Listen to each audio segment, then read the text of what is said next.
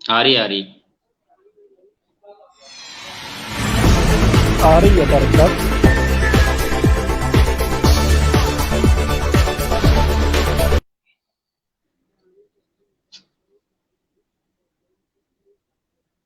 जी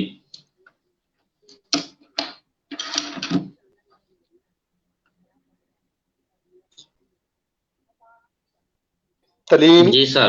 और हेल्थ के हवाले से हम बात करेंगे।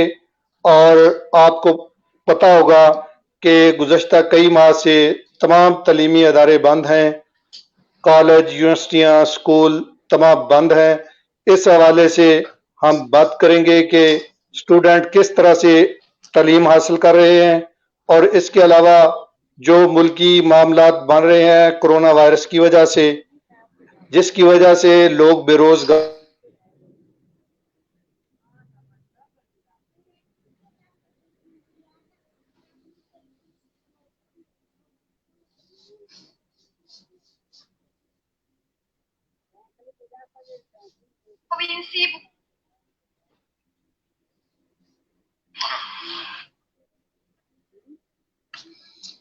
जी नाजरीन, मेरा ख्याल है कि अभी तारक अली विर्क साहब का नेटवर्क का कोई प्रॉब्लम है। तो आज का हमारा प्रोग्राम, हमारे साथ हमारे बहुत ही मोहतरम उस्ताद, मेरा ख्याल है कि बहावलपुर डिवीज़न इनको जानती है और इनके स्टूडेंट हैं। तो अभी मेरे साथ तारक अली विर्क आ रहे हैं, तो इंशाल्लाह मजीद आप लोगों से को ये तारफ भी करवाएंगे अपने उस्ताद मोहतरम डॉक्टर साहब का, डॉक्टर साजिद, और हमारे साथ कुछ अली हसनैन भाई भी हैं, और हमारे साथ दूसरे डॉक्टर साहब भी ज्वाइन करने वाले हैं। वो भी इंशाल्लाह उम्मीद करता हूँ कि जल्दी वो हमें ज्वाइन करेंगे। तो अभी कुछ प्रॉब्लम आ रही है नेट में तारक अली विर्क साहब का, तो हम ट्राई कर रहे हैं कि इंशाल्लाह जल्दी जो उनका नेट की जो प्रॉब्लम हल हो सके, ताकि हमारा प्रोग्राम मजीद आगे की तरफ बढ़े। अस्सलाम वालेकुम नाजरीन, आज हम बात करेंगे एजुकेशन और हेल्थ के हवाले से। जैसा कि आपको माह से तमाम तालीमी अदारे बंद थे कोरोना वायरस की वजह से, और स्कूल, कॉलेज, यूनिवर्सिटियाँ तमाम तालीमी अदारे बंद थे, जिसकी वजह से तलबा को एजुकेशन के हवाले से प्रॉब्लम सामने आ रहे थे, और मुल्की सूरत की वजह से लोग बेरोजगार हो रहे हैं, और इस वजह से नफसियाती मरीज बन रहे हैं। और इस हवाले से गुफ्तगू करने के लिए हमारे साथ मौजूद हैं चेयरमैन मीडिया स्टडी और कंट्रोलर इम्तहानात जनाब डॉक्टर सजाद अहमद पराचा साहब। आज हम उनसे गुफ्तगू करेंगे, और इनके अलावा हमारे साथ मौजूद हैं डॉक्टर सलाम बाबर साहब, जो हेल्थ के हवाले से हमारे साथ मौजूद हैं। अस्सलाम वालेकुम पराचा साहब। सर, मैं बाकी अपने दोस्तों से रिक्वेस्ट करूंगा कि अपना माइक म्यूट पे लगाएं, अली हसनैन भाई और सलाहुद्दीन साहब। जी सर, प्रचा साहब। पराचा साहब, आप अपना माइक म्यूट से हटाएं। जी वालेकुम सलाम तारिक साहब, बहुत शुक्रिया। अच्छा सर, ये बताएं कि ये जो सिलेबस आप स्टूडेंट्स को पढ़ा रहे हैं मीडिया स्टडी के, ये आजकल के तकाजों के मुताबिक ठीक है या इसमें तब्दीली की जरूरत है?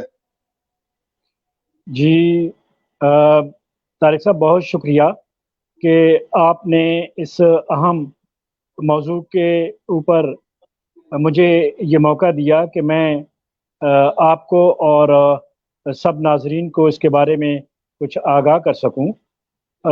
जो तालीमी निसाब इस वक्त हमारे यहाँ राइज है, ये कोई एक साकित और मुंजमद किस्म की अरेंजमेंट नहीं होती, बल्कि ये वक्त के साथ साथ उसके अंदर तब्दीली भी आती रहती है, और नए नए जो हालात के तकाजे हैं, जो टेक्नोलॉजी है, उसको सामने रखते हुए निसाब में تبدیلیاں لائی جاتی ہیں، کیونکہ جیسے آپ جانتے ہیں کہ جو تعلیم کا تصور ہے کالج کا یا یونیورسٹی کا، تو اس کا مقصد یہ ہے کہ جہاں پہ ہم اپنے اسکول لیول کی یا کالج لیول کی ایجوکیشن کی بات کریں تو وہ ملک کو ایک ایجوکیٹڈ مین پاور فراہم کرنا ہوتی ہے۔ یونیورسٹی کا بھی یہ کام ہے کہ وہ اپنے ملک کو، اپنے سوسائٹی کو مختلف سبجیکٹس میں جو مختلف فیلڈ آف لائف ہیں اس میں ہم ایکسپرٹس پروڈیوس کریں گریجویٹس کی صورت میں۔ لیکن ایک اضافی کام یونیورسٹی کا یہ ہوتا ہے کہ وہ پرابلمس کو سالو کرتی ہے، نالج کو کریٹ کرتی ہے۔ مثلا کہ جو بھی ملک کو یا کسی معاشرے کو مسائل درپیش ہوتے ہیں تو وہ ایک اسکالر کا کام ہے کہ وہ ان ایشوز کو اسٹڈی کرے اور ان کا بیک گراؤنڈ اسٹڈی کرے، اور جو مختلف سٹیک ہولڈرز ہیں ان کا اوپینین لے، اور ایک ورکیبل جو ماڈیول ہے، جو سجیشن ہے وہ پالیسی میکر کو دے۔ ایک یونیورسٹی کا ٹیچر جو ہے، وہ جو پروفیسر ہے، وہ اپنی ریسرچ اپنے ریسرچ آرٹیکل میں پبلش کرتا ہے، ریسرچ جرنلز میں کرتا ہے، لیکن اس کا کام وہ اس ایشو کو پریکٹیکلی یعنی میدان میں آ کے سالو کرنا نہیں ہوتا، وہ کسی اور کا کام ہوتا ہے، اور وہ ہوتا ہے جس نے پالیسی بنانی ہے۔ کیونکہ کسی بھی پالیسی کو جب ہم اڈاپٹ کرتے ہیں تو صرف یہ نہیں دیکھا جاتا کہ یہ پالیسی کتنی اچھی ہے، بلکہ ہم واقعی اپنے باقی جو اسٹیٹ ہمارے انسٹرومنٹس ہیں ان کو استعمال کرتے ہوئے ہم اس پالیسی کو امپلیمنٹ کر سکتے ہیں یا نہیں۔ تو یونیورسٹی کا بیسک کام معاشرے کے مسائل کو، ان کے ایشوز کو، ان کے ریکوائرمنٹ کو اسٹڈی کرنا اور ایک ورکیبل ماڈل جو ہے وہ سجیسٹ کرنا ہوتا ہے۔ اور یہ کام یونیورسٹیاں جب کرتی ہیں تو وقت گزرنے کے ساتھ ساتھ جب ہم یہ محسوس کرتے ہیں کہ اب ہمارے سلیبس کو ریویژن کی ضرورت ہے، تو ہر 4-5 سال کے بعد ہائر ایجوکیشن کمیشن جو 2002 میں وجود میں آیا، اور اس سے پہلے یونیورسٹی گرانٹ کمیشن کا ایک ادارہ تھا، اور وہ بھی ایک اس کی نیشنل لیول پہ ہر مضمون کی نیشنل کریکولم ریویژن کمیٹی ہوتی ہے، جس میں ملک بھر کے جامعات کے اساتذہ، اور اب تو ہمارے میڈیا اسٹڈی کی جو کریکولم ریویژن کمیٹی ہے اس میں ہم پرائیویٹ سیکٹر کے کلیگس کو بھی لیتے ہیں، اور جو میڈیا پروفیشنل ہیں وہ بھی ہمیں فیلڈ کی ریکوائرمنٹ بتاتے ہیں کہ اب ہمارے سلیبس کو اس طرح ری ڈیزائن کرنے کی ضرورت ہے۔ وہ سلیبس ہائر ایجوکیشن کے پلیٹ فارم پہ بنتا ہے، یونیورسٹیوں کو ڈسیمینیٹ ہوتا ہے، اور تمام یونیورسٹیاں اس کو اپنے حالات اور اپنی سہولیات کے مطابق ان کے جو متعلقہ ادارے ہیں، ڈپارٹمنٹ کی سطح پہ ایک بورڈ ہے جس کو بورڈ آف اسٹڈیز کہتے ہیں، اس میں ریکمینڈ ہوتا ہے، انیشیٹ ہوتا ہے، پھر بورڈ آف فیکلٹی میں ڈسکس ہوتا ہے، پھر یونیورسٹی کا ایک اور اسٹیچوٹری باڈی ہے جس کو اکیڈمک کونسل کہتے ہیں، اور فائنل اپروول جو ہے اس کی سنڈیکیٹ سے دی جاتی ہے۔ تو یہ مختلف مراحل سے گزر کے جب وہ سلیبس آتا ہے تو اس کو پھر اسٹوڈنٹس کے لیے امپلیمنٹ کر دیا جاتا ہے، اور یہ سارا پروسیس کم از کم 1 سال کا عرصہ لیتا ہے۔ تو جو ہمارا سلیبس ہے اس کو جب کسی زمانے میں ملک میں صرف پرنٹ میڈیا کا دور تھا تو ہمارے اپنے اسٹوڈنٹس کی ٹریننگ پرنٹ میڈیا کی ریکوائرمنٹ کے مطابق تھی۔ ہمارا فوکس سب ایڈیٹنگ پہ، رپورٹنگ پہ، کالم رائٹنگ پہ، فیچر رائٹنگ پہ، ایڈیٹوریل رائٹنگ پہ رہتا تھا، لیکن 2002 کے بعد جب پیمرا نے پرائیویٹ سیکٹر میں چینلز کو اجازت دی تو اس کے لیے پھر ہم نے دیکھا کہ ہمیں بھی اپنے کریکولم کو اپ گریڈ کرنے کی ضرورت ہے، چنانچہ مختلف جامعات میں ایف ایم ریڈیو بھی لگائے گئے، اور کچھ جامعات نے ٹیلی ویژن کی لیبز بھی لگانا شروع کر دی ہیں۔ تو ہم بھی اسی پروسیس میں ہیں کہ اسلامی یونیورسٹی بھاولپور میں بھی میڈیا اسٹڈی ڈپارٹمنٹ میں کوئی گزشتہ 14 سال سے ایف ایم ریڈیو کام کر رہا ہے، اور اب ہم ودن اے کپل آف ایئرس انشاءاللہ ہم اپنے ہاں ایک ٹیلی ویژن کی لیب اسٹیبلش کرنا چاہ رہے ہیں، اور ہم انشاءاللہ اپنے وائس چانسلر صاحب کے ساتھ ان کے تعاون سے اور ان کی سرپرستی میں ہم ایک اپنے اسٹوڈنٹس کی ٹریننگ کے لیے ٹیلی ویژن کی لیب بھی اسٹیبلش کرنے جا رہے ہیں۔ جی طارق صاحب۔ جی سر، اچھا ڈاکٹر صلاح الدین بابر صاحب، آپ سے میرا کوشچن ہے کہ یہ بتائیں کہ پاکستان کے ہیلتھ سسٹم کے حوالے سے آپ کی کیا رائے ہے؟ اس میں کوئی تبدیلی کی ضرورت ہے؟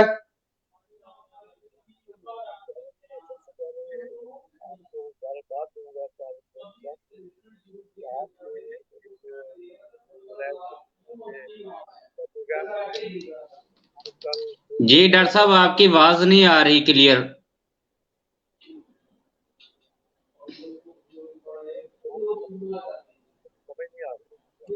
سر آپ کی آواز بہت کم آ رہی ہے. آواز کم آ رہی ہے آپ کی بابر صاحب، آپ کی آواز کم آ رہی ہے، تھوڑا سا یا تو اونچا بولے.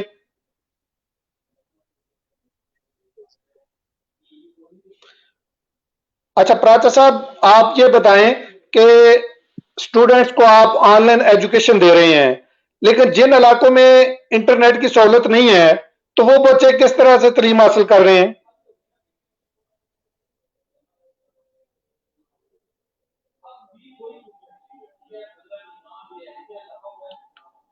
پراچا صاحب مائک میوٹ سے ہٹائیں. جی، یہ جو پینڈیمک ہے، یہ صورتحال کا جب ہمیں سامنا ہوا تو ڈیفینیٹلی ایک ان ایکسپیکٹڈ تو تھا، لیکن ہاں ہم نے باقی دنیا کے جو ایکسپیرینسز ہیں اس سے بھی لرن کیا ہے، ہائر ایجوکیشن کمیشن کے لیول پہ بھی اور یونیورسٹی کے لیول پہ بھی. تو ہم نے یہ دیکھا ہے کہ ایک لاک ڈاؤن کی جو صورتحال پوری دنیا میں ہے اور پاکستان میں بھی ہے، اور ہمارے جو اسٹوڈنٹس ہیں وہ مجبور ہیں کہ ہم انہیں اپنے کیمپس سے یہ کہیں کہ جی آپ اپنے گھروں میں کنفائنڈ ہو جائیں تاکہ ہم اس کو کنٹرول کر سکیں، اس پینڈیمک کو. لیکن ہمیں یہ بھی احساس تھا کہ ایک تو جو ٹائم ہے وہ بہت ہی قیمتی چیز ہے، اور اس طرح ہم اگر اپنے اسٹوڈنٹس کو صرف یہ کہہ کے ان کو اپنے گھروں میں بھجوا دیں کہ جناب کیمپس بند ہیں اور آپ گھر پہ رہیں، ہم نے اس سے ایک سٹیپ بڑھ کے یہ دیکھا کہ نہ صرف وہ گھر تک کنفائنڈ رہیں بلکہ گھر میں ان کی جو ٹائم کی یوٹیلائزیشن ہے وہ ہم چاہتے تھے کہ میکسیمم وہ پراپر اس کو یوٹیلائزیشن کریں. چنانچہ اس کے لیے ایچ ای سی لیول پہ بھی اور یونیورسٹیز کے لیول پہ بھی ہم نے سب سے پہلے اپنی یونیورسٹی کی ویب سائٹس پہ تمام ٹیچرز نے اپنے کورس بنڈل کو اپلوڈ کیا. لرننگ مینجمنٹ سسٹم LMS کے ذریعے سے اس کو ہر ٹیچر نے جو کلاس میں پڑھانا ہوتا ہے وہ ایک بنڈل کی صورت میں ہم نے وہ اسٹوڈنٹس کو اویلیبل کیا. اور پھر نہ صرف یہ کہ ہم نے کورس اپلوڈ کیے بلکہ ہر ٹیچر نے جس کو جس طرح کا میڈیم اویلیبل تھا، ہم نے زوم کو بھی استعمال کیا، ہم نے واٹس ایپ کو بھی استعمال کیا، ہم نے کوئی اور ایپس تھے اس کو بھی استعمال کیا. لیکن ہمیں یہ محسوس ہوا کہ جو لائیو لیکچر ہے وہ ہو سکتا ہے کہ اس وقت اس اسٹوڈنٹ کے پاس لائٹ کا کوئی پرابلم ہو یا کنیکٹیوٹی کا کوئی پرابلم ہو، تو ہم نے زیادہ کنوینئنٹ وے اسی کو سمجھا کہ ہم وہ اپنے لیکچر کو ریکارڈ کر لیتے ہیں واٹس ایپ کی صورت میں اور باقی ویڈیو کی صورت میں، اور ہم ان پیجز پہ ہر ٹیچر کا ہر سبجیکٹ کا واٹس ایپ پہ پوری پاکستان کی یونیورسٹیوں میں ان کا الگ سے گروپ ہے، اس میں وہ ٹیچر شامل ہیں اور اس کے اسٹوڈنٹ شامل ہیں. وہ teacher through out right from and of the March سے لے کے ابھی تک ایک مسلسل ایک کوشش ہے کہ صرف بنڈل ہی اپلوڈ کر دینا کافی نہیں ہوتا، بلکہ ہم اپنے اسٹوڈنٹس کو اس صورتحال میں اکیلا نہیں چھوڑنا چاہتے، اور اس کو اس کے جو کنفائنمنٹ کا ٹائم ہے جب وہ گھروں میں لاک ڈاؤن ہے تو ہم اس ٹائم کو بھی پراپر یوٹیلائز کرنا چاہ رہے تھے. چنانچہ ہم نے اٹموسٹ کوشش کی کہ ہم اس کو اس سسٹم کو اڈاپٹ کریں اور ہم اپنے اسٹوڈنٹ تک اپنی بات پہنچائیں، اپنا لیکچر پہنچائیں. اس سے ہمارے کئی مقاصد تھے. میں سمجھتا ہوں کہ یہ بالکل کلاس روم کے لیکچر کا قطعاً متبادل نہیں ہو سکتا، لیکن 2-3 وجہ سے ہم نے یہ یوں سمجھے کہ اپنی فل ڈٹرمنیشن کے ساتھ اس سسٹم کو ہم نے اس لیے اڈاپٹ کیا کہ ایک تو ہم اپنے اسٹوڈنٹس کا وقت جو ضائع ہو رہا ہے ہم چاہتے ہیں کہ وہ ضائع نہ ہو اور اس کو کوئی ایکیڈیمک ایکٹیویٹی ملتی رہے. دوسری بات، ہم اپنے اسٹوڈنٹس کا مورال ڈاؤن نہیں کرنا چاہ رہے. تیسری بات یہ کہ ہم نے وہ جس طرح ہم نے سلوگن بنایا ہے کہ اس سے ڈرنا نہیں ہے، تو ہم نے ڈرا نہیں، ہم اس سے ڈرے نہیں ہیں کہ یہ ہمارے راستے میں رکاوٹ ہے. جو ٹیچر کا مشن ہے وہ ہر حالت میں یہ جاری اور ساری رہتا ہے، چاہے کوئی بھی وقت ہو، چاہے کوئی بھی مشکل کی گھڑی ہو. چنانچہ میں سمجھتا ہوں کہ ہمارے ملک کے پورے ملک کے جو یعنی ڈاکٹرز ڈیفینیٹلی وہ ہمارے فرنٹ لائن سولجرز ہیں، لیکن ہمارے جو دوسرے جو ہمارے جو فرنٹیئرز پہ ہیں وہ ہمارے ایک ایجوکیشن فرنٹ ہے. تو اس پہ ہم نے ٹیچرز نے کھڑے ہو کے یہ بتایا ہے यकजान होके यक आवाज होके बताया है कि हम इस कोरोना की वजह से अपने हौसले बुलंद रखेंगे। इससे हमने बिल्कुल यानी इसके सामने पसपा नहीं होना और हम इसके सामने खड़े रहे। मैं समझता हूँ कि हमारे टीचर जो कि एक 8 घंटे रोजाना ड्यूटी करते थे, कि सुबह 8 बजे गए और 4 बजे तक वापस आ गए। आज वो टीचर पूरे मुल्क का, और मैं इस आपके प्रोग्राम के तवसत से खराज तहसीन पेश करता हूँ कि हम 24 घंटे के लिए इस एक्टिविटी में हैं। जो रेस्ट का टाइम मिलता है उसके अलावा यानी कोई ना कोई टीचर जो है, जिसको दिन में टाइम मिलता है, जिसको आफ्टरनून में मिलता है, जिसको इवनिंग में मिलता है, जिसको मिडनाइट में मिलता है, हम वो एक्टिविटी जारी किए हुए हैं। इसलिए ताकि जो टीचर है उसने इस पेंडेमिक के सामने, इस वबा के सामने खड़े रहना है ताकि कौम का मोरल डाउन ना हो पाए। ये हम समझते हैं कि ये क्लासरूम का मुतबादिल नहीं हो सकता, लेकिन इसकी एकेडमिक रीजन भी है, इसकी साइकोलॉजिकल रीजन भी है, इसकी नेशनल रीजन भी है कि हम इसके सामने खड़े हुए हैं और हमने अपने स्टूडेंट को हर मुमकिन फैसिलिटेट करना है। जहां तक आपकी ये बात है कि जिन स्टूडेंट्स के पास इंटरनेट की फैसिलिटी नहीं है, हम मैक्सिमम तो कोशिश कर रहे हैं कि अगर हम हर स्टूडेंट तक पहुंच सकें, लेकिन अगर किसी स्टूडेंट तक बिल्कुल रसाई भी नहीं है तो हमने ये भी कोशिश की है कि हम उनको सेमेस्टर फ्रीज करने का चांस दें कि अगर वो आज इस सिचुएशन में अपने उसको पास इतनी लॉजिस्टिक सपोर्ट नहीं है और वहाँ इंटरनेट की फैसिलिटी नहीं है, तो उसको हम उसका ये सेमेस्टर हम कंसिडर नहीं करते। जब हालात नॉर्मल होंगे, जब फिजिकली क्लास होंगी, जब फिजिकली एग्जाम होंगे, तो हम उसको विदाउट फी अगले सेमेस्टर में एनरोल कर देंगे ताकि वो उसका वक्त ज़ाया ना हो। लेकिन जहाँ तक मेरी मालूमात का ताल्लुक है, हमारा ऑलमोस्ट 80% 90% स्टूडेंट जो है वो इस कवरेज एरिया में मौजूद है, या वो अर्बन एरिया है या वो सेटल्ड एरिया है। और मैंने इसको चेक किए हैं, मेरे जो स्टूडेंट्स गिलगित बल्तिस्तान में भी हैं, उन्होंने मुझे बताया कि हमारे लिए बिल्कुल आसान है कि अगर हम गिलगित से भी दूर एरिया में हैं तो हम गिलगित सिटी में अपना कोई स्टडी सेंटर बना सकते हैं, किसी के यहाँ हम रुक सकते हैं, हम कोई होटल में कोई एकोमोडेशन ले सकते हैं और हम अपना एग्जाम जो है उसको मैनेज कर रहे हैं। तो इसी तरह हम बलूचिस्तान के स्टूडेंट्स को भी देख रहे हैं और वो जो कवरेज एरिया में हैं उन तक तो हमारे लेसन पहुंच रहे हैं। लेकिन अगर एग्जाम अगर हम कंडक्ट कराएंगे और उनको कोई प्रॉब्लम होगा तो हम इस बात का भी जायजा ले रहे हैं कि बलूचिस्तान के चूंकि वहाँ डिस्टेंस बहुत ज्यादा होते हैं, लिहाजा हम खुशदार और कोयटा और इसी तरह लोरालाई जो दूर दूर मुख्तलिफ उसके इलाके हैं बलूचिस्तान सूबा के, तो हम चाहते हैं कि मिनिमम डिस्टेंस जो है वो कवर करने के बाद एक ऐसे एग्जाम सेंटर तक पहुंच जाएं जहां पे उनको इंटरनेट की कनेक्टिविटी फराहम की जा सके। इसी तरह हम कोशिश करेंगे कि जो हमारे एक्स फाटा के एरियाज हैं वो स्टूडेंट्स भी आजकल फाटा के भी मुख्तलिफ इलाकों के नज़दीक यूनिवर्सिटीज़ बन गई हैं, तो हमें ज़रूरत हम इसके बारे में इनिशियली कलेक्ट कर रहे हैं इंफॉर्मेशन कि वहाँ कौन कौन सी यूनिवर्सिटीज़ हैं, वहाँ किसके पास कंप्यूटर की और इंटरनेट की फैसिलिटी है। तो हम अपने स्टूडेंट्स को ये भी कह सकते हैं कि वो उस कवरेज एरिया में आके और उस एग्जाम को अटेम्प्ट करें। लेकिन अगर किसी ने बिल्कुल भी उसके पास कोई चारा ना हो तो अल्टीमेटली हम उससे कहेंगे कि उसका ये सेमेस्टर जो है हम उसको फ्रीज कंसिडर करेंगे और अगले सेमेस्टर में विदाउट एनी ड्यूज हम उसे एनरोल करेंगे और उसको उसकी टीचिंग को कंटिन्यू करेंगे। जी तारिक साहब। जी शुक्रिया। अच्छा डॉक्टर सलाहुद्दीन बाबर साहब, आप ये बताएं कि पाकिस्तान का जो मौजूदा हेल्थ सिस्टम है इसके बारे में आपकी क्या राय है और आप क्या समझते हैं कि इसमें कोई तब्दीली की जरूरत है?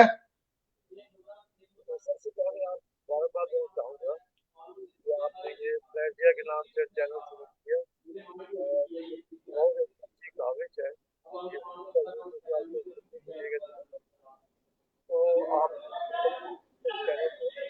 अच्छा ये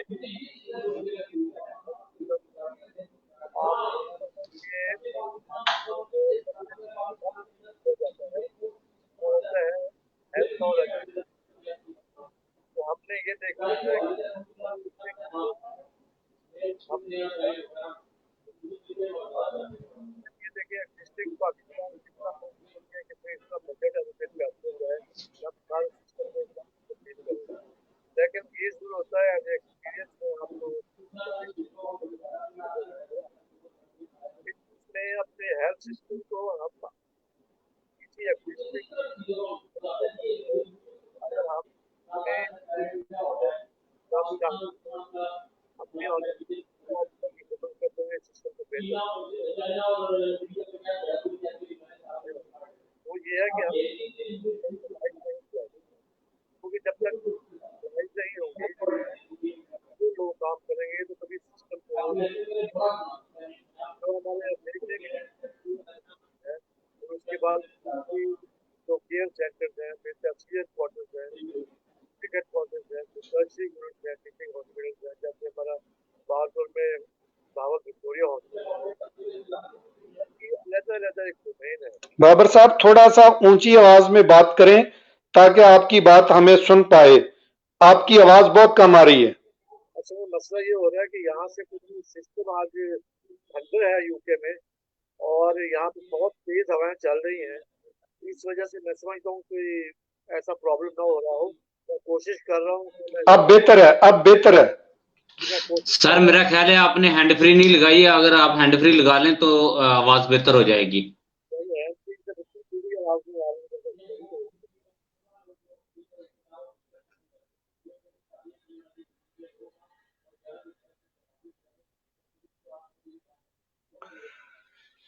प्रत साहब आप ये बताएं कि आपने देखा है कि मीडिया बहरान का शिकार है और पाकिस्तान में पहले आज तक इस तरह का मीडिया का बहरान नहीं आया, लेकिन मौजूदा सूरत हाल में आप देख रहे हैं कि लोग ज्यादा डिजिटल मीडिया की तरफ आ रहे हैं। आप क्या समझते हैं कि आइंदा डिजिटल मीडिया का दौर है? जी तारिक साहब, ये जो मीडिया का आप जो जिक्र कर रहे हैं, डेफिनेटली हर टेक्नोलॉजी के अपने चैलेंजेस होते हैं और ये जो मौजूदा आप सिचुएशन मीडिया की फील्ड के अंदर बता रहे हैं, ये इस कोरोना की सूरत हाल से ज़रा पहले की भी है, क्योंकि कुछ गवर्नमेंट्स के ये होता है कि वो इस अपनी बात के लिए अपने किसी ज़माने में यानी अयूब खान के ज़माने तक उन्होंने एक इदारा बनाया था जिसको नेशनल प्रेस ट्रस्ट कहते हैं, एनपीटी। उसका मकसद ये था कि गवर्नमेंट के जितने भी इक़दामात हैं उनको आवाम तक पहुंचाने के लिए, उससे उनको आगाही देने के लिए वो ऐसा कोई हुकूमत के पास एक मशीनरी होनी चाहिए इंफॉर्मेशन की, जो आवाम तक गवर्नमेंट के जो डेवलपमेंट की चीज़ें हैं वो पहुंचाएं और आवाम की जो आरा हैं वो उसमें आए। लेकिन नेशनल प्रेस ट्रस्ट जो है वो 1963 से लेकर चलता तो रहा और ये कोई 90s की दहाई में फिर इसको ख़त्म करना पड़ा। वो आप जिस तरह हमारे जो सरकारी इदारे होते हैं और जिस तरह वो अपनी हैसियत को मिसयूज़ करते हैं, तो जब ये इस नेशनल प्रेस ट्रस्ट के मुख्तलिफ अखबारात ने जो सिटिंग गवर्नमेंट है उसके बारे में तो उसकी पॉलिसियों को बड़ा सपोर्ट किया, लेकिन उसी गवर्नमेंट की जो अपोजिशन हुआ करती थी उसके बारे में इस तरह की बातें उसी मीडिया में, उसी प्रेस में छपती थी कि जब वही अपोजिशन पार्टी अगले इलेक्शन में इक़्तिदार में आती थी तो वही प्रेस ट्रस्ट के लोगों को फील भी होता था कि ये देखें इस पार्टी को जब ये अपोजिशन में थी तो हम इसके बारे में क्या कुछ लिखते रहे। तो इस तरह की जो सूरत हाल है, आखिरकार मुल्क के जो पॉलिसी मेकर्स हैं उन्होंने इसको बेहतर समझा कि इस इदारे को ख़त्म कर दिया। अच्छा, उसका यानी ख़त्म किया बाबरी मजबूरी कि इसको मुख्तलिफ गवर्नमेंट ने मिसयूज़ किया और वो मिसयूज़ हुए। अगर इसमें वो प्रोफेशनलिज्म रहता तो ये इदारा आज भी हमारे पास मौजूद रहता। अच्छा, उस इदारे के गो के वो हुकूमत की एक ऑर्गन के तौर पे काम करता था, लेकिन उसका फ़ायदा ये होता था कि अगर गवर्नमेंट अपने अखबारात के सहाफ़ियों के लिए वेज बोर्ड का ऐलान करती थी तो जो प्राइवेट सेक्टर के अखबारात हैं उनको भी लामहला तौर पर अपने वर्किंग जर्नलिस्ट के लिए, अपनी एडिटर्स के लिए, अपने कॉपी राइटर के लिए भी पैकेज रिवाइज करना पड़ता था, क्योंकि गवर्नमेंट यानी ये अफोर्ड कर सकती है कि वो सैलरी रेज करे। اور اس کی وجہ سے پرائیویٹ سیکٹر کے اخبارات کو بھی اپنے ورکر کے اپنے جرنلسٹ کے پیکج کو ریوائز کرنا پڑتا تھا، اور اس کو ہم ویج بورڈ کے نام سے جانتے ہیں۔ لیکن جب گورنمنٹ کا کہ اخبارات کا ادارہ جس کو ہم نیشنل پریس ٹرسٹ کہتے ہیں، جب وہ ختم ہو گیا تو پرائیویٹ سیکٹر کا کسی کے ساتھ مقابلہ رہا نہیں ہے۔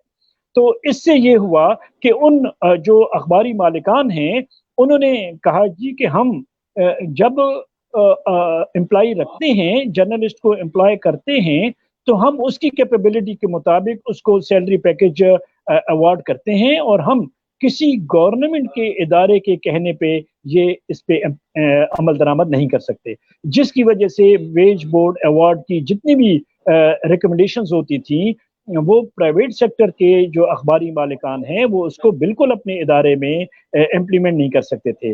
یہ جو میڈیا کی صورتحال بتا رہے ہیں یہ ایک دن کی نہیں ہے، یہ اس کے پس منظر میں 2-3 دہائیوں کی چیزیں شامل ہیں۔ وہ جو ہمارے اپنے مختلف اقدامات ہیں اس سے یہ ہوا کہ پہلی دفعہ یہ 90s کی 1990 کی دہائی میں ہمارے ورکنگ جرنلسٹ کو، چونکہ گورنمنٹ کے اخبارات ختم ہو گئے تھے، تو میں سمجھتا ہوں کہ اسی وقت سے یہ کرائسس کا سامنا ہے کہ ان کی ویجز جو ہیں وہ ریوائز نہیں ہو رہی۔ پھر جب 2002 میں پرائیویٹ سیکٹر میں ہمارے پاس الیکٹرانک میڈیا آیا، ایف ایم ریڈیو آئے اور وہ ٹیلی ویژن چینل آئے، تو اس میں یہ ہوا کہ بہت سارے جو پہلے سے جو اس میڈیا کی انڈسٹری میں پرنٹ میڈیا میں لوگ تھے، تو پیمرا نے تو اپنے شروع والے آرڈیننس میں ان لوگوں پہ پابندی لگا دی کہ کوئی کراس اونرشپ نہیں ہوگی، یعنی کوئی اگر ایک شخص جو کسی اخبار کا مالک ہے وہ ٹیلی ویژن چینل نہیں نکال سکتا۔ یہ شروع کا جو پیمرا کا آرڈیننس تھا اس میں یہ بات تھی۔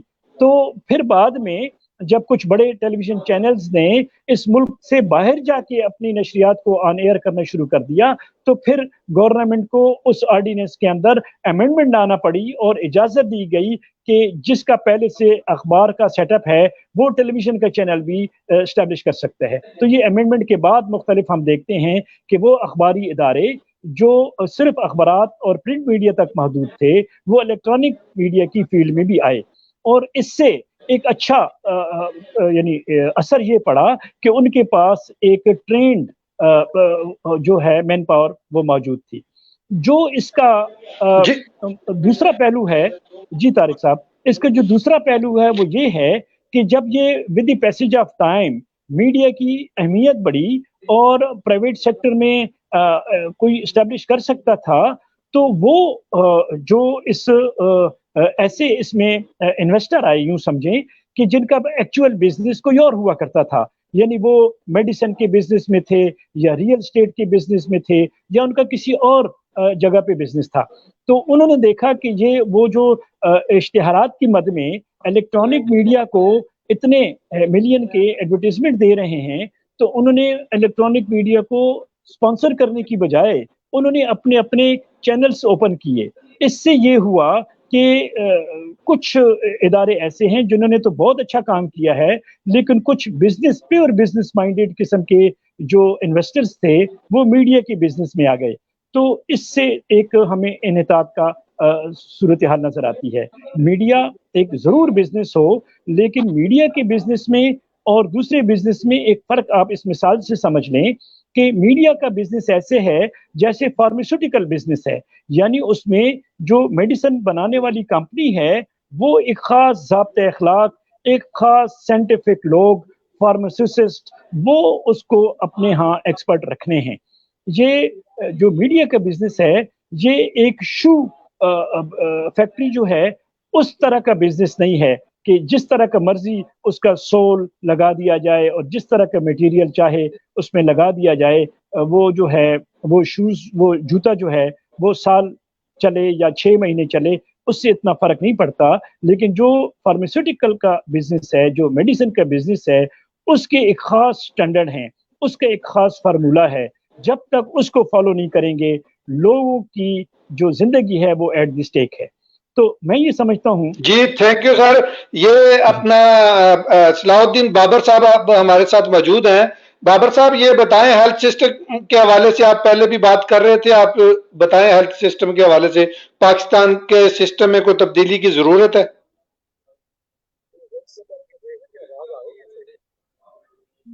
जी बेहतर है, बोलें, जरा ऊंची आवाज से बोलें।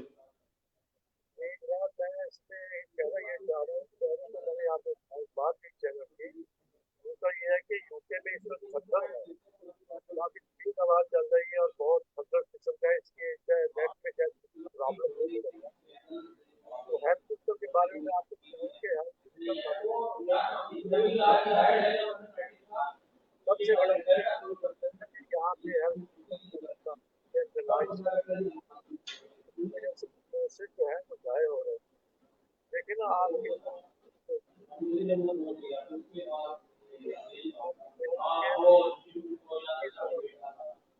डिस्ट्रिक्ट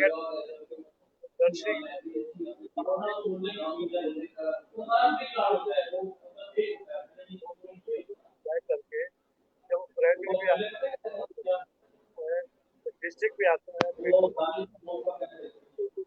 वो भी रिकॉर्ड पे है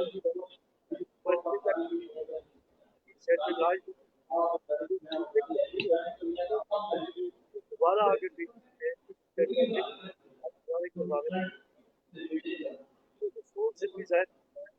और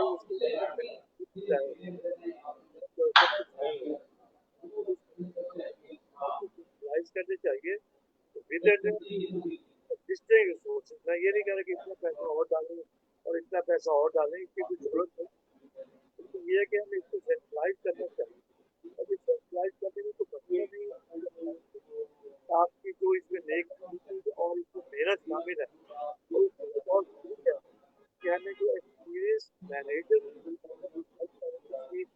बहुत ज्यादा शॉर्टेज है, तो हमें हेल्थ मैनेजर्स की रिक्रूटमेंट की जरूरत है और हम चाहते हैं कि सेंट्रलाइज किया जाए, सब पैदा किया जाए ताकि और मैन पावर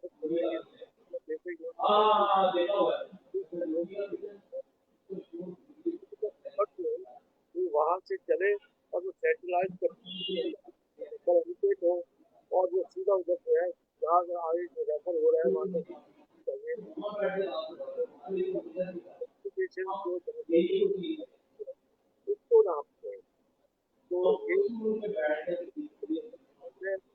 बाबर साहब आपकी आवाज नहीं आ रही, हमें आवाज आपकी क्लियर नहीं है, आपकी बात की समझ नहीं आ रही। पराग साहब ये बताएं कि प्रिंट मीडिया और इलेक्ट्रॉनिक मीडिया आप देख रहे हैं कि आज ज्यादा लोग इलेक्ट्रॉनिक मीडिया को तरजीह देते हैं, क्या आज प्रिंट मीडिया की अहमियत के हवाले से आप क्या समझते हैं कि प्रिंट मीडिया की अहमियत कम हो रही है? देखिए, ये मेरा ख्याल ये है कि हर वक्त के अपने एक तकाजे होते हैं। जिस तरह अगर आप ये देख रहे हैं कि आज हमें जो इलेक्ट्रॉनिक मीडिया है वो बहुत पॉपुलर नज़र आता है, तो एक वक्त था कि जब दुनिया में सिनेमा का मीडियम आया, फिल्म का मीडियम आया, तो वो सबसे ज़्यादा पॉपुलर था। उसके बाद हम देखते हैं कि रेडियो का ज़माना था। आज जिस तरह के हम ये पॉपुलर प्रोग्राम्स टेलीविज़न चैनल पे देखते हैं, इससे बढ़कर पॉपुलर प्रोग्राम रेडियो से आया करते थे और वो किस्तवार ड्रामे भी आते थे और वो कमर्शियल प्रोग्राम भी उसमें आते थे और वो एक रेडियो के उरूज का ज़माना भी है। लेकिन टेलीविज़न के आने के बाद मैं समझता हूँ कि किसी चीज़ की अहमियत कम नहीं हुई, बल्कि वो उसकी अहमियत जो है बढ़ गई है। फॉर एग्जांपल इलेक्ट्रॉनिक मीडिया, मैं समझता हूँ कि इसमें जितने भी वर्कर हैं, हम समझते हैं कि जिन लोगों को जो एक सीजन्ड मीडिया प्रोफेशनल है, आप उसकी प्रोफाइल उठा के देख लें, डेफिनेटली उसने अपने कैरियर का आगाज किसी अखबार से किया होगा या रेडियो से किया होगा। तो ये एक बिल्कुल प्रिंट मीडिया से किया, सही बात जी, प्रिंट मीडिया से भी किया है और रेडियो की भी। यानी जब टेलीविजन इस मुल्क में आया या पूरी दुनिया में आया, तो टेलीविजन की जो एक स्किल्ड मैन पावर थी, उसकी जरूरत को रेडियो ने भी पूरा किया और जो टेलीविजन प्राइवेट सेक्टर में आए, उसकी जरूरत को हमारे प्रिंट मीडिया के वर्किंग जर्नलिस्ट ने किया। तो मैं समझता हूँ कि ये एक तरबियती इदारे हैं, चाहे वो प्रिंट मीडिया हो चाहे वो रेडियो हो। इसने टेलीविजन चैनल को अपनी फीड्स दिए, अपने स्किल्ड मैन पावर दिए اور وہ اسکلڈ مین پاور نے اس الیکٹرانک میڈیا کو لے کے آگے چلے. تو میں سمجھتا ہوں کہ آج بھی اخبار کی اہمیت ہے, ریڈیو کی اہمیت ہے, اور یہ مختلف ٹیکنالوجی کے ساتھ انسانی ترقی کے بھی مختلف مدارج ہیں کہ کوئی آدمی اگر کمفرٹیبل فیل کر رہا ہے تو وہ پرنٹ میڈیا کو ہی اپنا کیریئر ہمیشہ کے لیے بنا سکتا ہے. کوئی آدمی کمفرٹیبل ہے تو وہ ریڈیو کو اپنا کیریئر بنا سکتا ہے. لیکن اگر وہ ایک آدمی سمجھتا ہے کہ میں نے جو پرنٹ میڈیا کو سے لرن کرنا تھا, جو میں نے ریڈیو سے لرن کرنا تھا, اب مجھے یہ ڈیلیور کرنا ہے ٹیلی ویژن چینل پہ آ کے, تو میرا خیال ہے کہ یہ ٹیلی ویژن چینل بھی اس کے لیے ہے. تو اس نے ہمیں مختلف فورم دیے ہیں, پرنٹ میڈیا ہو یا ریڈیو ہو یا چینل یا ٹیلی ویژن چینل ہو, اہمیت کسی کی بھی کم نہیں ہوئی. ہاں البتہ یہ ہے کہ اب وہ اخبارات جن کا ہم صبح 7 بجے یا 6 بجے اپنے گھر کی دہلیز پہ اس کے اخبار کا آنے کا انتظار کرتے تھے, آج اخبارات کے دفاتر میں جب وہ کاپی بن جاتی ہے تو ہمیں پورے اخبار کی کاپی واٹس ایپ پہ آ جاتی ہے, مختلف الیکٹرانک میڈیا پہ. وہ پرنٹ میڈیا بھی ہمیں الیکٹرانک میڈیا پہ اویلیبل ہے, ہمیں اپنے سوشل میڈیا پہ اویلیبل ہے.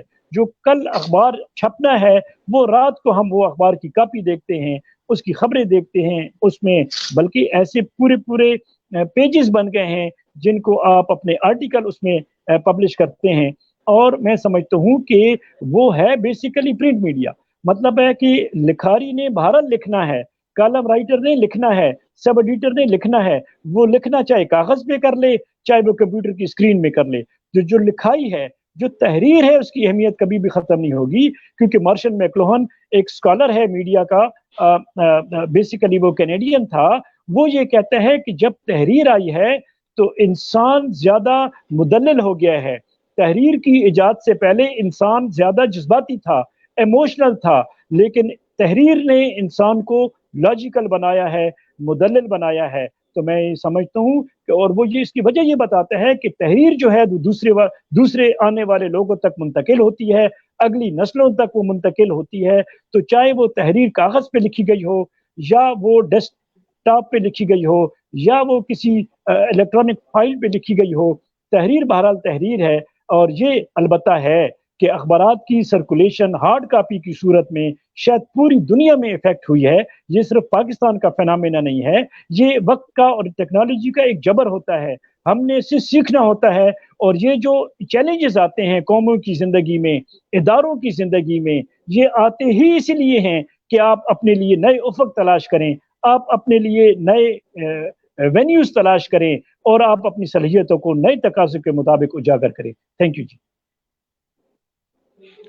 اچھا سر, یہ بتائیں کہ آپ گزشتہ 30-40 سال سے اسلامی یونیورسٹی بہاولپور میں ہیں. میرا خیال ہے جب ڈپلوما شروع ہوا تب سے آپ ہیں.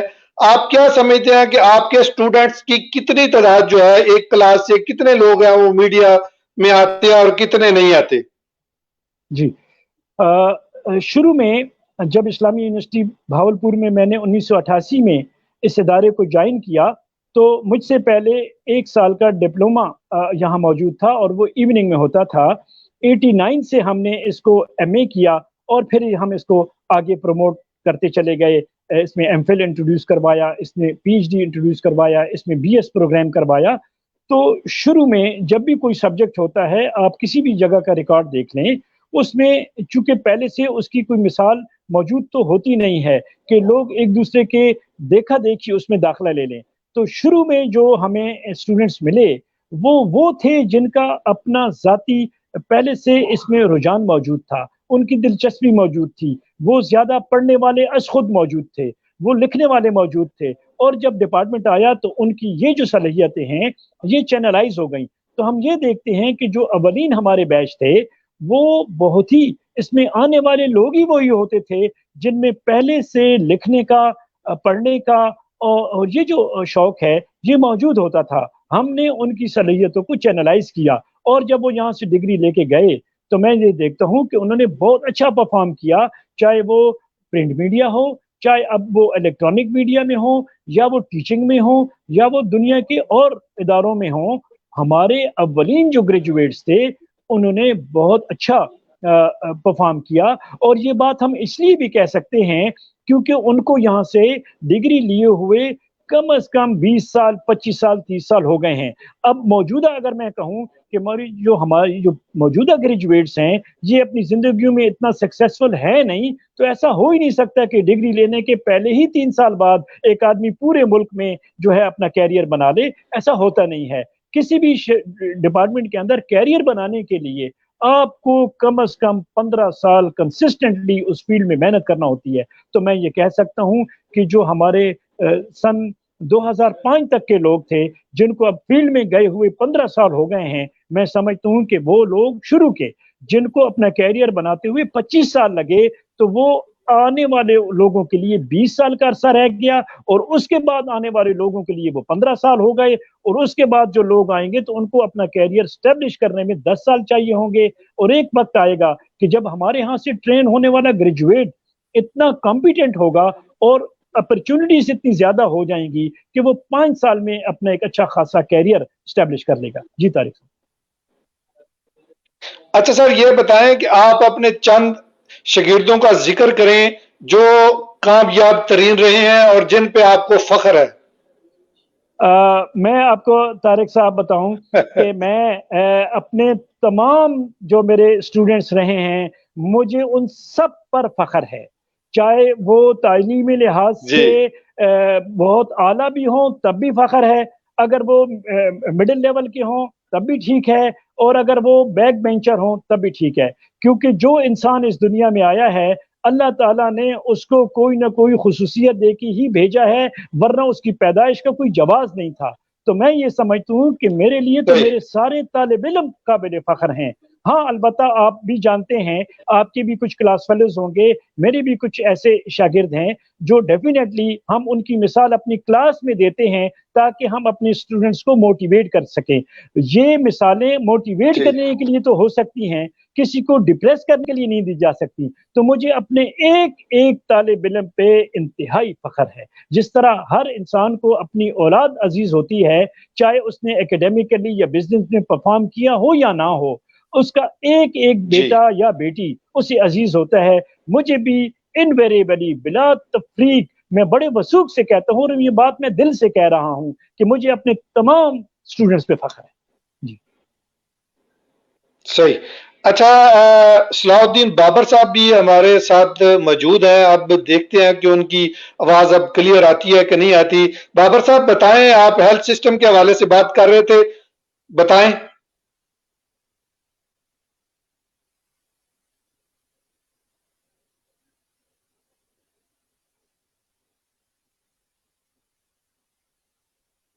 प्रात साहब, उनकी आवाज नहीं आ रही। आप ये बताएं, आप कंट्रोलर इम्तहानात भी हैं, और अब जो ये सूरत रही है कोरोना वायरस की वजह से, अब जिन लोगों के इम्तहानात नहीं हो सके उसके हवाले से क्या पॉलिसी बना रहे हैं?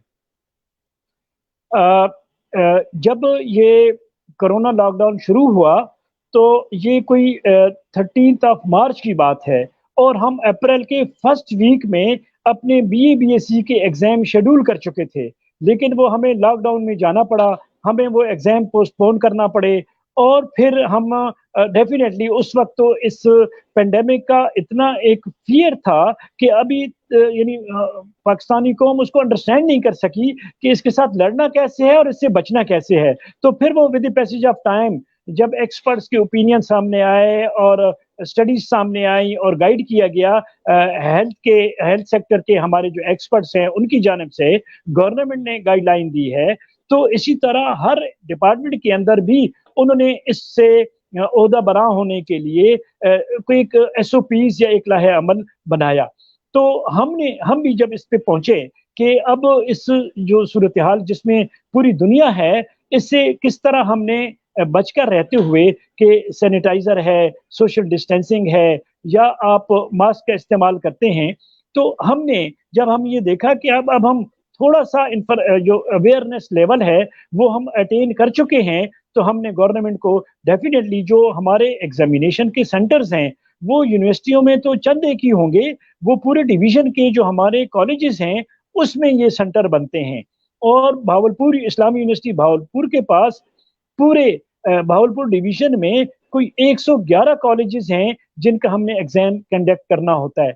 तो वो कॉलेजेस जो है वो बरह रास्त यानी जो एडमिनिस्ट्रेटिवली वो प्रोविंशियल गवर्नमेंट के अंडर आते हैं, तो और प्रोविंशियल गवर्नमेंट के और सूबाई गवर्नमेंट के ही अहकामात के तहत कॉलेजेस बंद किए गए और यूनिवर्सिटियां बंद की गई। तो हमने अपने सेंटर्स चूंकि हमारे कॉलेजेस में मौजूद हैं, बाज़ औक़ात वो स्कूलों में मौजूद होते हैं, तो वो कोई भी कॉलेज या स्कूल सिर्फ यूनिवर्सिटी की ख्वाहिश पे अपने एग्जामिनेशन हॉल हमें ओपन करके देने को तैयार नहीं है। चुनांचे हमने गवर्नमेंट को लिखा, हमने डिस्ट्रिक्ट एडमिनिस्ट्रेशन को अप्रोच किया कि हमारा एक एग्जाम हमारा पेंडिंग है, हम उसको करना चाहते हैं और हमें इससे इजाजत दी जाए।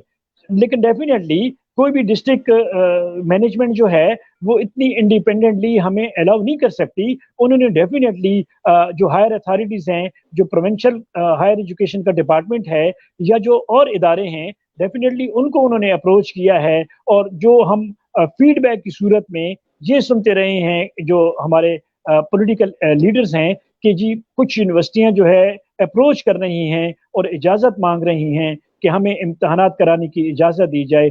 तो उन्होंने उस वक्त चूंकि वेव अपने बिल्कुल पीक पे थी, तो उन्होंने कहा कि ये हम इन यूनिवर्सिटियों को एग्ज़ाम कंडक्ट कराने की इजाज़त नहीं दे सकते। लेकिन हमने बहरहाल हुकूमत का दरवाज़ा खटखटाया ज़रूर है कि हम इस लॉकडाउन की वजह से कोई मजबूर होकर नहीं बैठ गए, बल्कि हमने अपनी कोशिशें की है। हमने गवर्नमेंट से रिक्वेस्ट की है कि हमारे स्टूडेंट्स का टाइम ज़ाया ना हो और हमें इजाज़त दी जाए। लेकिन गवर्नमेंट की अपनी जो पॉलिसी के जो पैरामीटर्स होते हैं, वो प्राइमरी चीज़ जो है वो लोगों की हेल्थ है। जब हेल्थ होगी तो इम्तहानात भी होंगे, हेल्थ होगी तो बाकी ज़िंदगी के जो कारोबार है वो भी चलता रहेगा। तो हमने अपने रिक्वेस्ट ज़रूर की है, लेकिन हम इस पे इंसिस्ट नहीं किया, क्योंकि गवर्नमेंट के पॉलिसी मेकिंग के डिफरेंट फैक्टर्स होते हैं और वो बेहतर समझते हैं पॉलिसी मेकर कि किस वक्त किस चीज़ की इजाज़त दे सकते हैं वो और किस वक्त वो इस चीज़ की इजाज़त नहीं दे सकते। तो हमने अपनी एफर्ट ज़रूर की है, हम बिल्कुल रेडी हैं,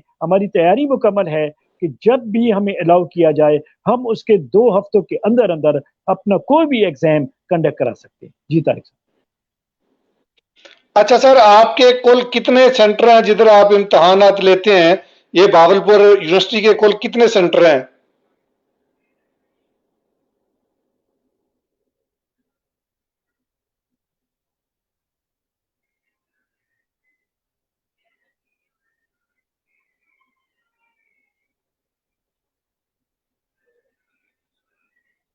राज साहब, आवाज आ रही सर आपको?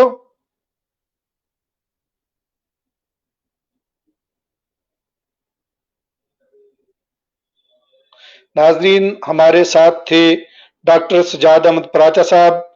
चूंकि नेटवर्किंग का कोई इशू है जिसकी वजह से अब उनकी आवाज नहीं आ रही। आज हमारा प्रोग्राम तो था एजुकेशन और हेल्थ के हवाले से, लेकिन नेटवर्किंग की वजह से जो हेल्थ के हवाले से डॉक्टर सलाहुद्दीन बाबर साहब ने हमारे साथ बात करनी थी, वो लंदन से हमारे साथ थे, लेकिन मसला ये हुआ कि उनके नेटवर्क का इशू था जिसकी वजह से हेल्थ पे तो उस तरह बात नहीं हो सकी। लेकिन डॉक्टर सजाद अहमद पराचा साहब हमारे साथ मौजूद रहे, उन्होंने बहुत अच्छी गुफ्तगू की और अब दोबारा हमारे साथ मौजूद हैं। डॉक्टर साहब, ये बताएं कि कुल कितने सेंटर हैं भावलपुर यूनिवर्सिटी के जहां आप इम्तहान लेते हैं? हम अपने जो एग्जामिनेशन के कंडक्ट है तो हम उसको कोशिश करते हैं कि उस पे जो भी स्पेस हो, जो भी एग्जामिनेशन सेंटर हो, उसका ऑप्टिमम और मैक्सिमम उसको इस्तेमाल कर सकें अपने वसाइल को। तो हमने 111 तमाम की तमाम कॉलेजेस को सेंटर बनाने की बजाय हमने कोई 55 कॉलेजेस को सिलेक्ट किया था कि हम इस पे अपना सेंटर बनाएंगे। तो जो ही हमें गवर्नमेंट की जानिब से इजाज़त मिलती है तो हम रेडी हैं कि हम अपने एग्जाम कंडक्ट करा सकें। अच्छा सर, आप ऑनलाइन क्लासेस तो ले रहे हैं, खुदा न खास्ता ये कोरोना वायरस की वजह से ये सिलसिला आगे चलता रहता है, तो इम्तहानात का क्या तरीकाकार बनाएंगे?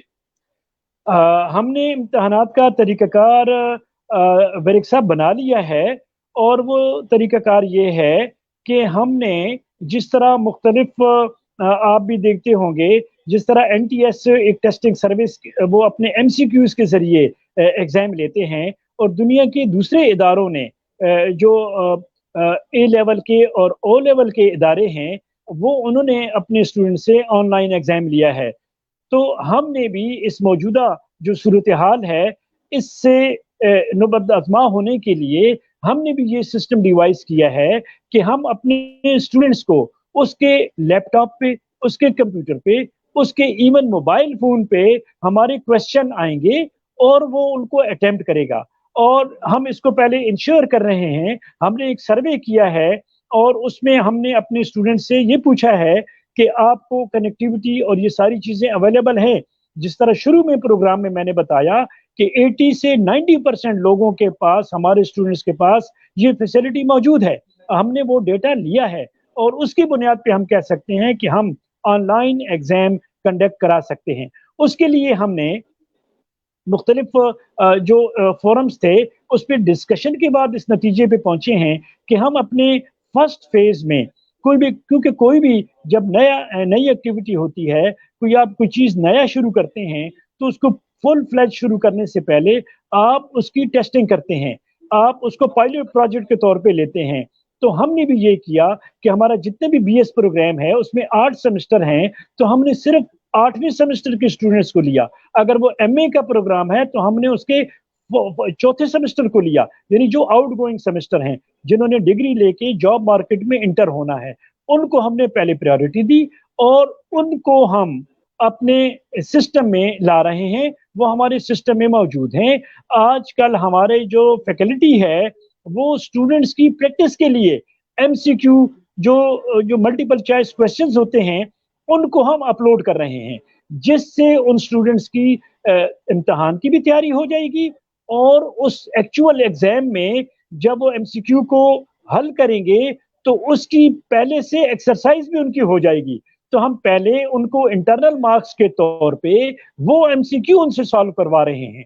یہ ایکسرسائز ہم ود ان یعنی فرسٹ ویک آف جولائی سے شروع کر دیں گے. اور اس وقت ہم اپنے فیکلٹی جو ہماری ہے وہ اپنے ایم سی کیو کو بنا رہی ہیں اور ہر سبجیکٹ کے ہم ہر ٹیچر سے کوئی 100 ایم سی کیو بنا رہے ہیں اور ہم کوشش کریں گے کہ ان میں سے کچھ ایم سی کیوز جو ہیں وہ پہلے سے اسائنمنٹ کے طور پہ ہم اپنے اسٹوڈنٹس کو بتا دیں.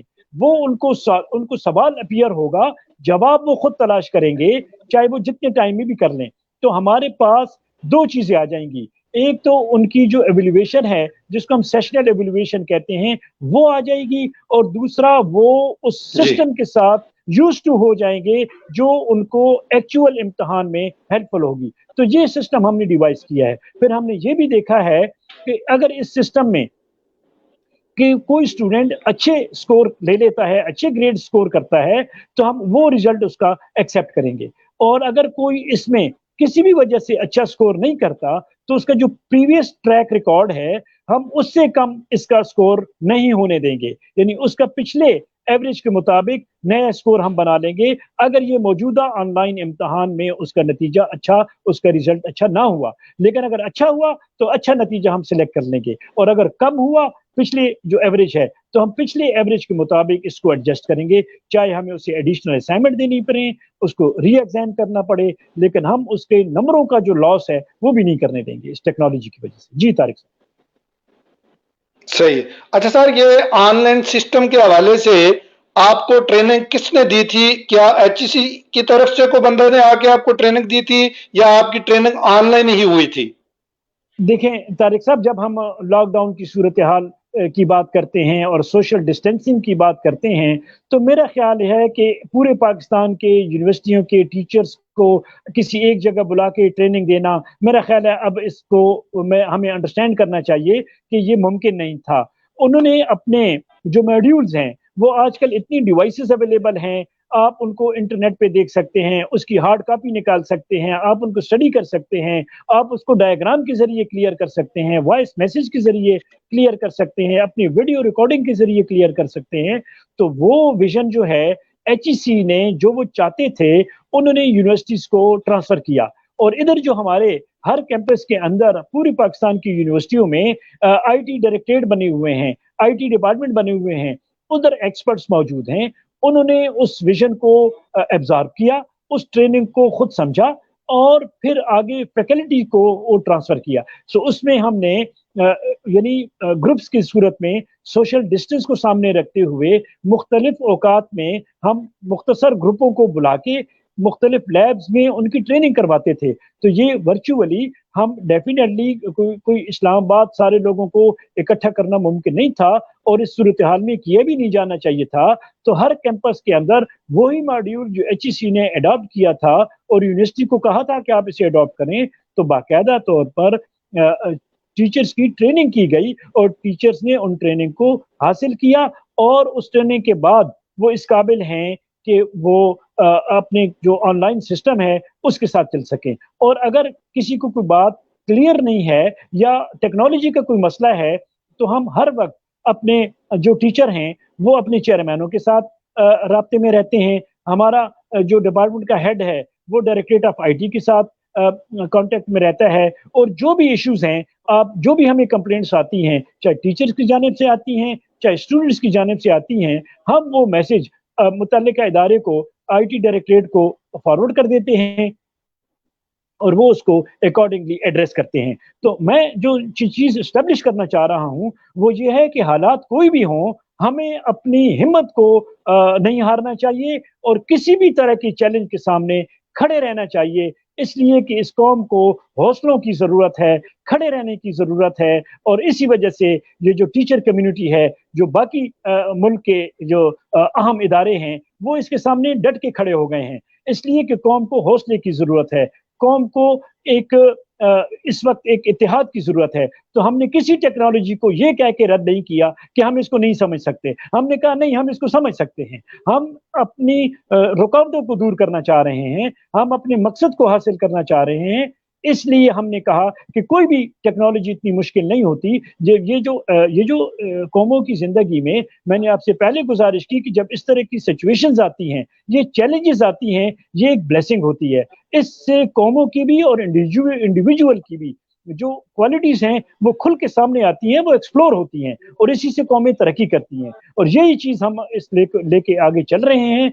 ताकि जो हमारे डॉक्टर्स कम्युनिटी है, हमारे जो टीचर्स हैं, हमारे जो इंडस्ट्रियलिस्ट हैं, हम सारे अपने-अपने महाज पे खड़े हैं। लेकिन सबसे ज़्यादा ज़िम्मेदारी मैं समझता हूँ कि असातिज़ा पे आयद होती है, क्योंकि जो टीचर है वो कौम को बहरहाल एक लीडिंग रोल सोसाइटी ने टीचर को दिया है, तो टीचर इस रोल को पूरी तरह अल्हम्दुलिल्लाह पूरा कर रहा है। Thank you very much. नाज़रीन, आप सुन रहे थे डॉक्टर सजाद अहमद पराचा साहब को, और डॉक्टर सलाहुद्दीन बाबर साहब भी हमारे साथ मौजूद थे, लेकिन उनके इंटरनेट के प्रॉब्लम की वजह से वो हमारे साथ मौजूद नहीं है। कोशिश तो थी कि आज एजुकेशन और हेल्थ के हवाले से बात होती, लेकिन हेल्थ के हवाले से जो हमारे साथ डॉक्टर सलाहुद्दीन बाबर साहब थे, वो सिग्नल के प्रॉब्लम की वजह से वो हमारे साथ नहीं है। मैं डॉक्टर सजाद अहमद पराचा साहब का शुक्रिया अदा करता हूं कि उन्होंने अपना कीमती टाइम निकाला और हमारे प्रोग्राम में आए। Thank you very much. इंशाल्लाह हमारा ये प्रोग्राम चलता रहेगा। कल इंशाल्लाह इसी वक्त हम दोबारा हाजिर होंगे। Thank you very much Paracha साहब, बहुत मेहरबानी आपकी। बहुत शुक्रिया जी तारिक।